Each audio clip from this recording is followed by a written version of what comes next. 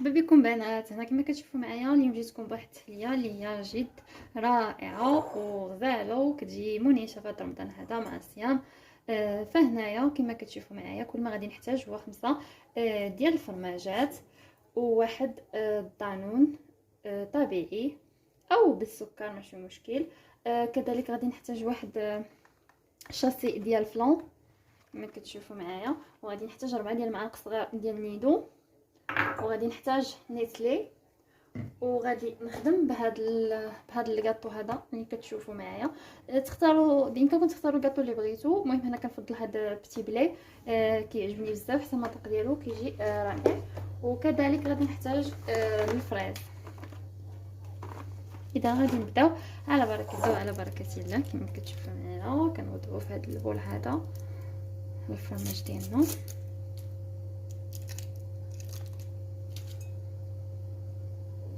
كنضيفوا له الياغورت ديالنا. فهنا اللي بغى يستعملوا حلو واللي بغى يستعملوا مسوس لكم الاختيار.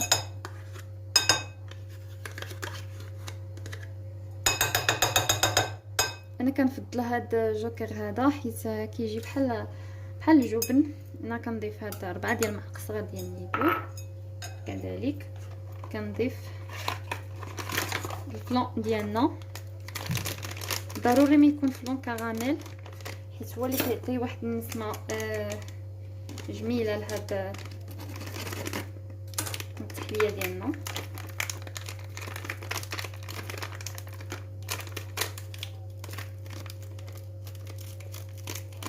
غادي نبداو نضيفو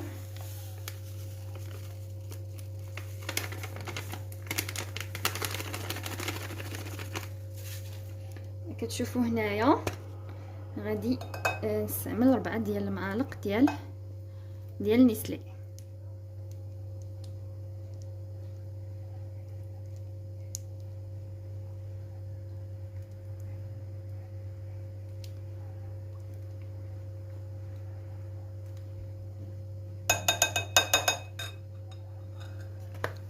البنات نسيت ما ذكرتش لكم لا كريم فريش الحلوه اللي كنستعملوا في الطبخ. هي هذه هي كاع الاساسيه في هادشي، وهي ضروري ما تكون بارده مزيان باش تطلع لنا لا كريم ديالنا. اذا غادي نبقاو نضيفوا على هذا الشكل هذا، نضيفوها كامله. هنا بالنسبه لا كريم فريش هذه ديال 200 مليلتر. هنا كنبداو نحركوا الخليط ديالنا مزيان.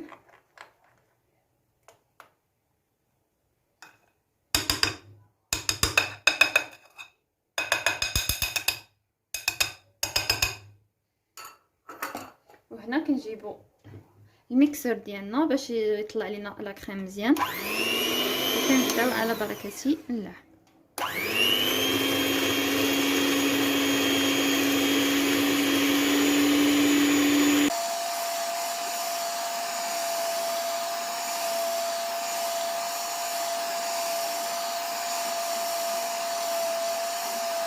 هنا البنات من بعد ما ساليت الخفقان ديال الكريم ديالي كما كتشوفوا معايا، فهو كيجي على هذا الشكل هذا حتى كيتماسك وكيشد راسو هكا. وكنزيدو نوضعوه في الكونجيلاتور باش يزيد يبرد لينا ويشد راسو مزيان. كيجي غزال البنات حتى فيه واحد الريحه يا سلام.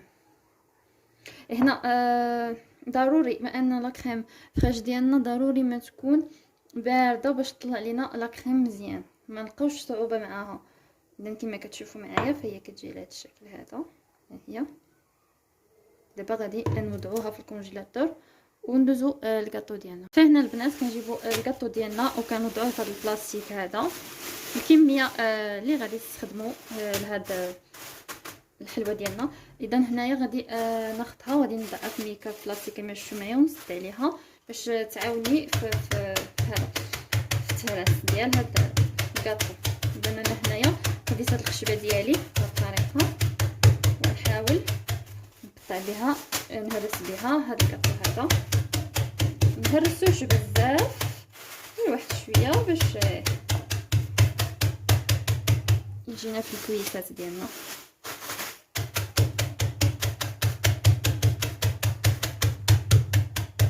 على هذا الشكل هذا حتى كنضربو حتى كنحصلو على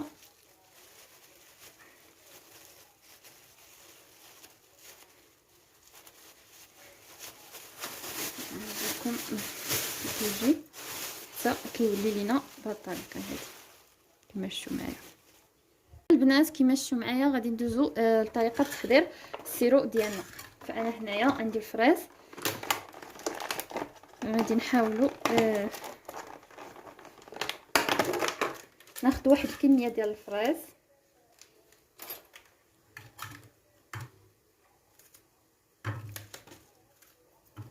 واحد الكميه اللي قليله ما كثيراش بزاف على حسب الكؤوس ديالنا.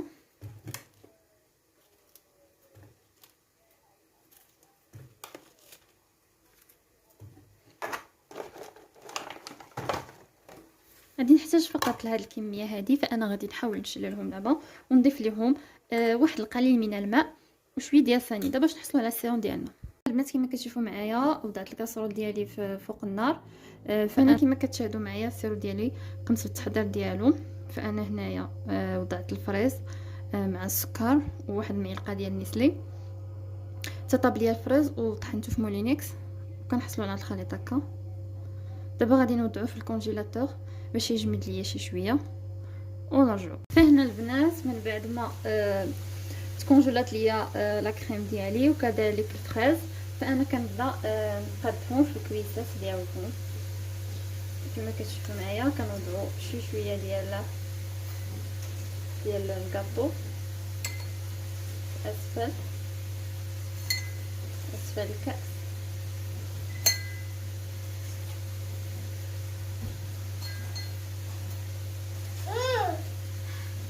على هذا الشكل هذا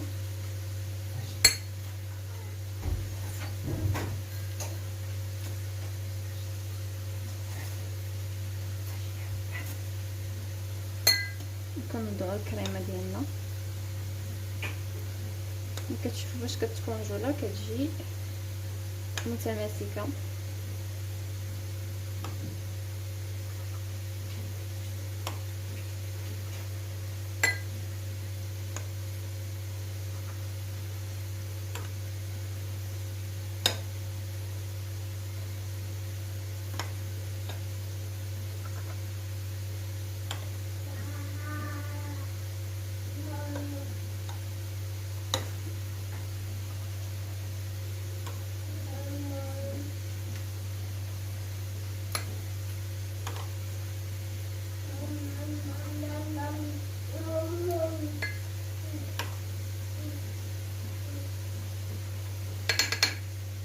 الشكل نجيبو ملعقه اخرى كنديرو داك السيروم ديال الفريز ديالنا، كنملؤو كاع الجوانب الكاس.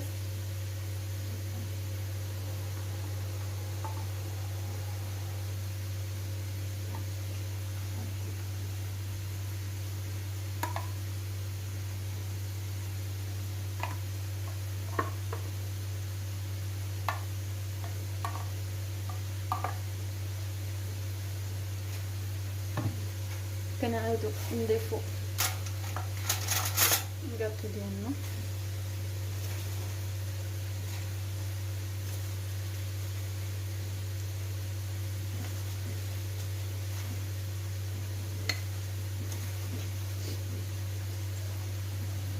فهنا من بعد ما وضعت الكاطو ديالي فانا غادي نعاود لا كريم.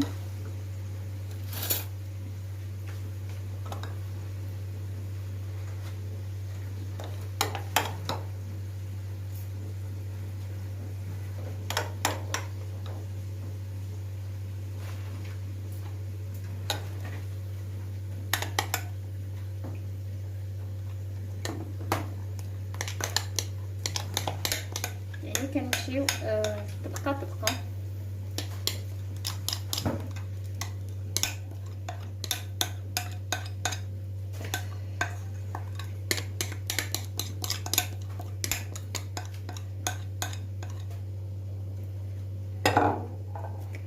نوزع هاد الكريم ولا الكاس كله.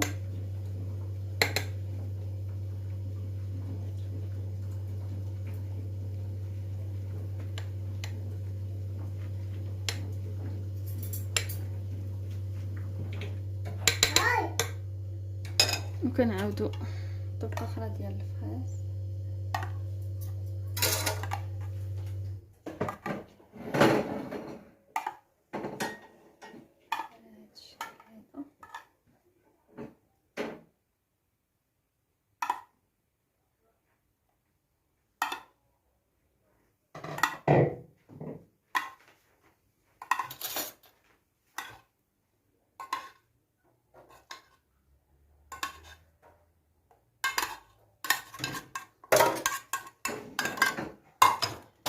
وفي الاخير كنديرو الطبقه الاخيره في الكاطو ديالنا.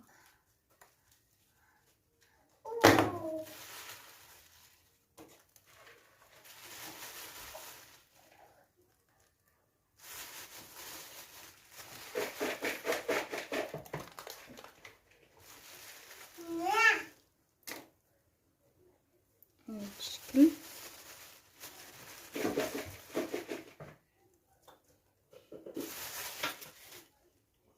كنزوقو بالفريز.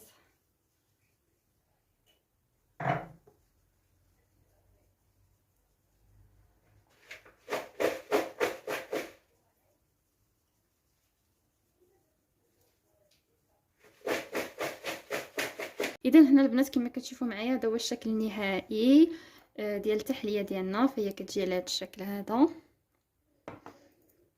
كما كتشوفوا هنايا. باش عمرناهم، عمرنا الطبقات. هانتوما حبيباتي، نتمنى انكم تجربوا هذه الوصفه هذه وتنال الاعجاب ديالكم وتبارطاجوها مع الاصدقاء ديالكم. وصدقوني كتجي غزاله فنه في هذا الفطور، في هذه الوقيته ديال الفطور. فهي كتجي فهنه كما كتشاهدوا معايا. هذا هو الشكل ديالها، كتجي رائعه حتى بالنسبه اللي عنده شي زوار او ضيوف. فهي كتجي بهذا الشكل هذا، كتحمر الوجه. هنا غادي نحاول انني ناخذ بالمعلقه باش تشوفوا كي داير الشكل ديالها. فهي كتجي على هذا الشكل هذا، كتجي رائعه جدا صدقوني. غير هنا مازال ما كملتش ليها، تجلس واحد المده في الكونجيلاتور باش تشد وتماسك راسها مزيان. نتمنى البنات تدعموني اكثر واكثر في القناه ديالي، ونتمنى يكون عجبكم هذا الفيديو هذا، وكنضرب لكم موعد الى مره لاحقه ان شاء الله.